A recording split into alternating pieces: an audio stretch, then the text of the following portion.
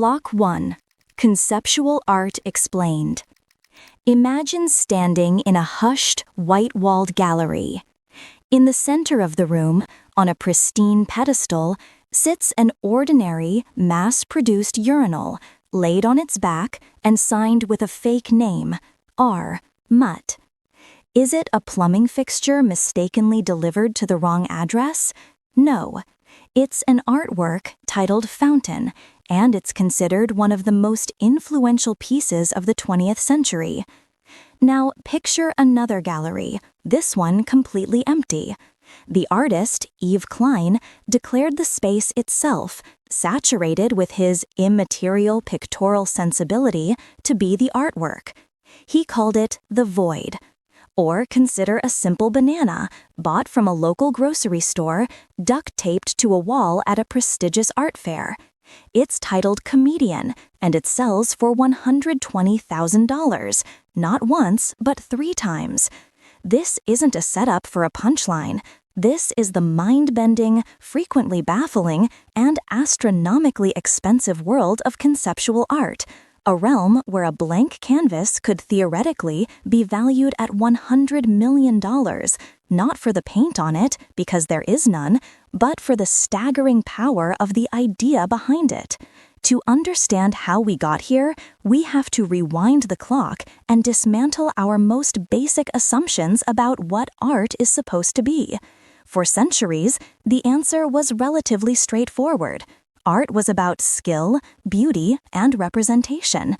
A great artist was someone who could masterfully wield a brush to capture the play of light on water, or chisel a block of marble into a lifelike form. It was about aesthetics, the visual pleasure we derive from an object. But in 1917, Marcel Duchamp and his fountain took a sledgehammer to that entire tradition. By submitting that urinal to an art exhibition, he wasn't claiming he had manufactured a beautiful object. He was proposing something far more radical, that the artwork is not the object itself, but the gesture that elevates it to the status of art. The artist's choice, the act of recontextualizing a mundane item, the intellectual provocation, that was the art. The physical urinal was just the vessel for the concept. This was the birth of the ready-made, and it blew the doors wide open.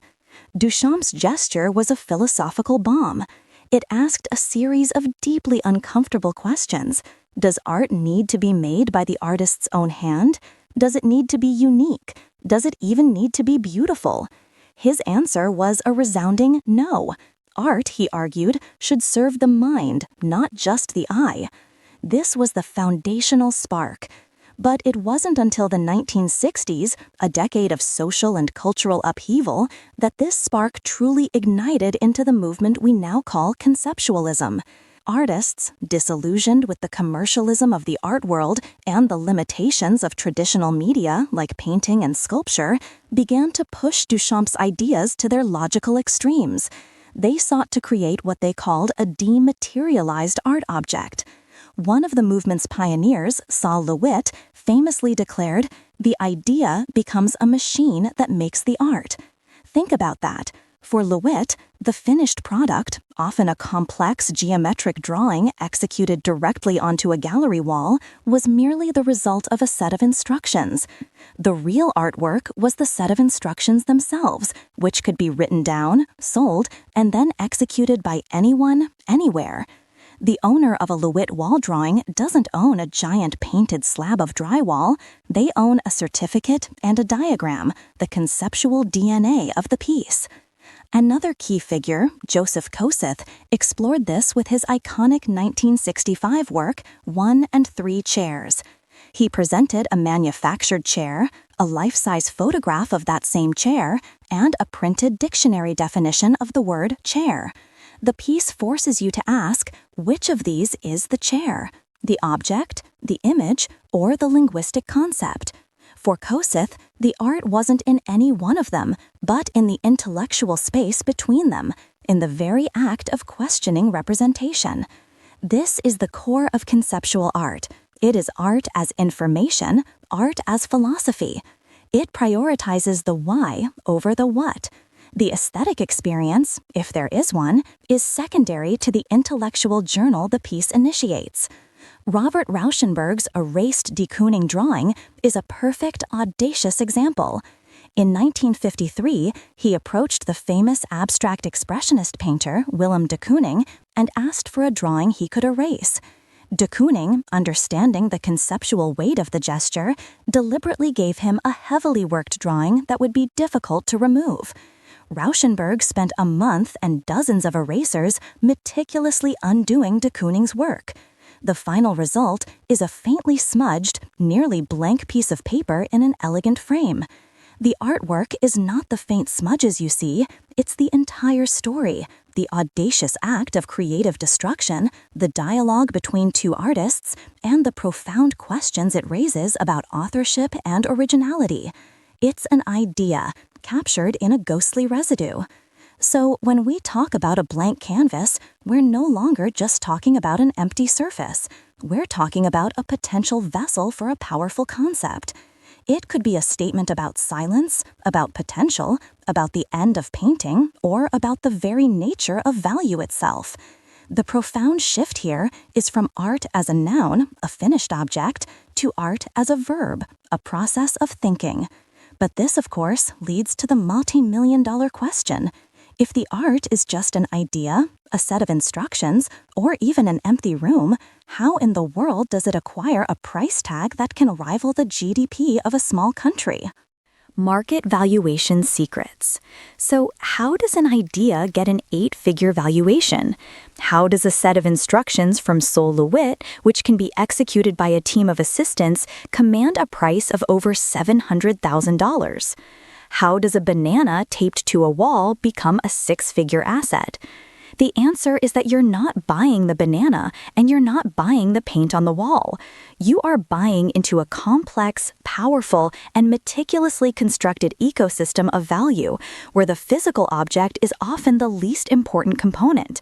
The valuation of conceptual art is a masterclass in how markets are made, not through tangible assets, but through the intertwined forces of belief, history, and influence.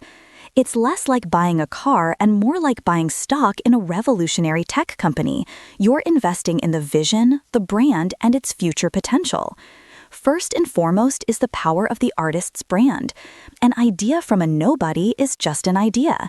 An idea from an artist with a decades-long career, a history of museum shows, and a library of critical essays written about them is a cultural artifact. The market isn't just valuing a single piece, it's valuing the artist's entire intellectual contribution, their oeuvre. Every exhibition at a major institution like the MoMA in New York or the Tate Modern in London acts as a stamp of approval, a declaration to the world that this artist's ideas matter. Their work is legitimized by being placed in the grand narrative of art history.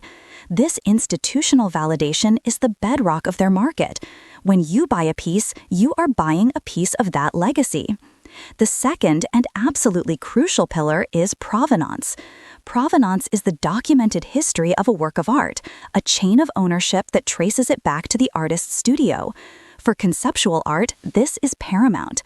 A piece that was owned by a famous and respected collector like David Rockefeller or Peggy Guggenheim, or was featured in a landmark historical exhibition like the 1969 When Attitudes Become Form, carries an immense aura. This history becomes part of the artwork itself, adding layers of significance and, therefore, value. It's proof that the work has been part of the conversation, that it has been vetted and desired by the most discerning eyes in the art world. This pedigree acts as a powerful insurance against the idea that my kid could have done that. Well, maybe, but was their version owned by a Medici and exhibited at the Venice Biennale? Then there's the mechanism that makes the intangible tangible, the certificate of authenticity. For dematerialized works like a Sol LeWitt wall drawing or Maurizio Cattelan's Comedian, this piece of paper is everything. It is the unique physical token of the artwork. The certificate, signed by the artist or their estate, contains the title, the date, and most importantly, the instructions for how the work is to be installed or recreated. This is the genius of the system. While the idea itself is infinitely reproducible, the certificate makes ownership singular and exclusive.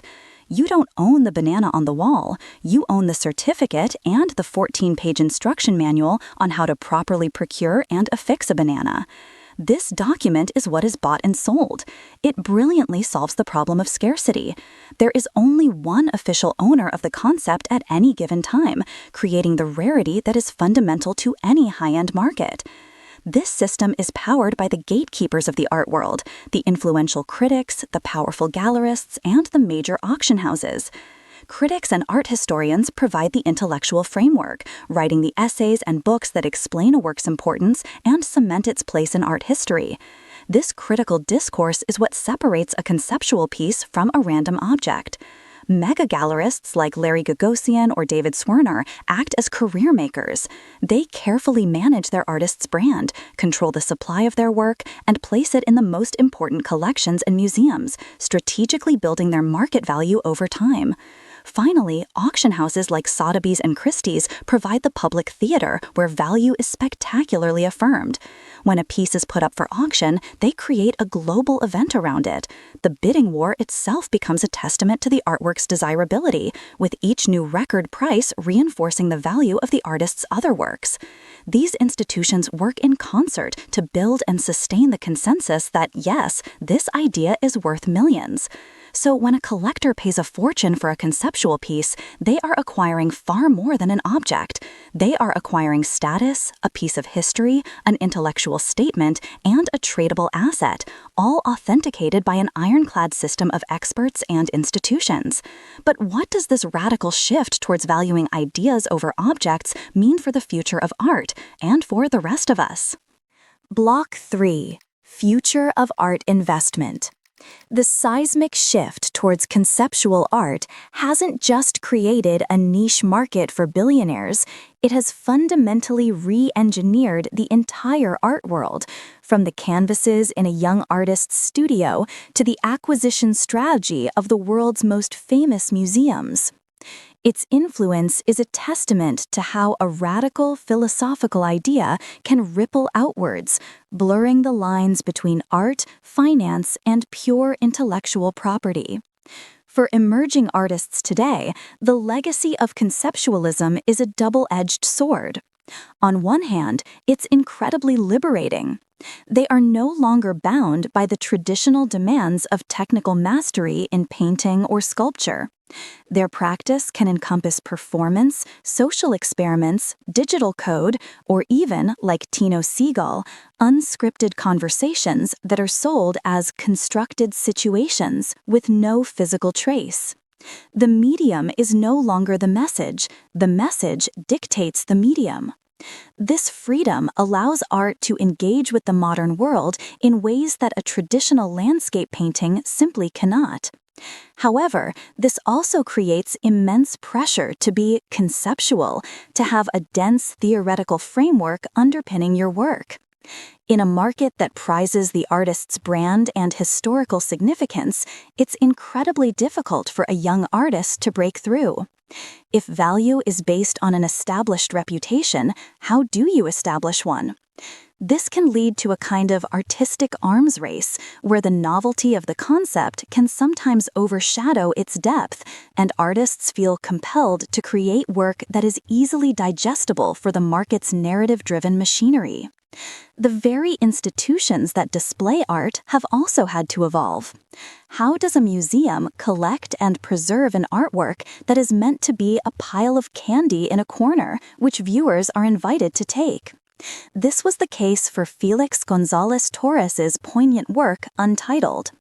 The museum doesn't preserve the original candies, it preserves the right and the instructions to replenish the pile, keeping it at an ideal weight of 175 pounds, the healthy weight of his partner before he died of AIDS. The museum becomes a custodian, not of an object, but of a concept and a ritual. This is a profound change in the function of a museum, from a warehouse of precious things to a guardian of important ideas. Of course, this entire phenomenon fuels one of the most persistent and heated debates in culture. Is it genius or is it a scam? The emperor's new clothes argument is potent and easy to understand. Critics argue that conceptual art is the ultimate insider's game, a self-perpetuating bubble for the ultra-rich, propped up by pretentious jargon and a shared delusion. It's seen as an intellectual vanity project that alienates the general public, designed to make ordinary people feel uneducated for not getting a blank wall.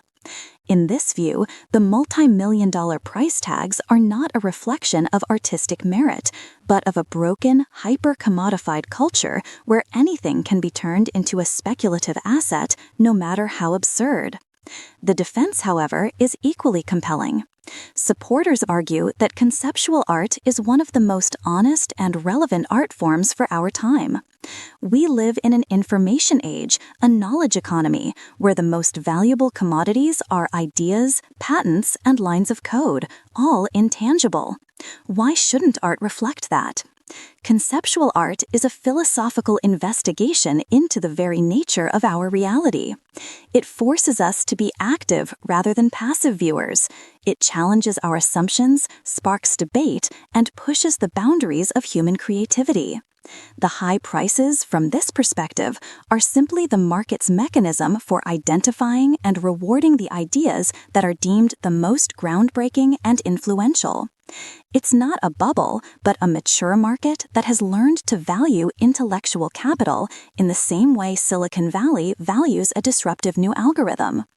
The rise of NFTs, or non-fungible tokens, can be seen as the digital native heir to this tradition, using blockchain to certify ownership of a purely digital idea. So where does that leave us, the viewers? The key is to shift our own metric of value away from the price tag. The financial value is a separate, fascinating story, but the artistic value is accessible to everyone.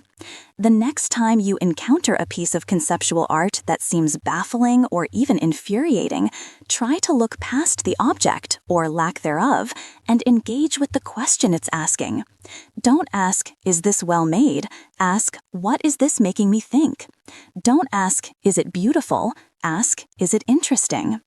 The true worth of these pieces isn't what a collector is willing to pay for them, but their ability to jolt us out of our conventional ways of seeing the world. So the next time you see a blank canvas, don't just see an empty space. See a question mark. Because in the 21st century art world, that question might just be the most valuable thing in the room.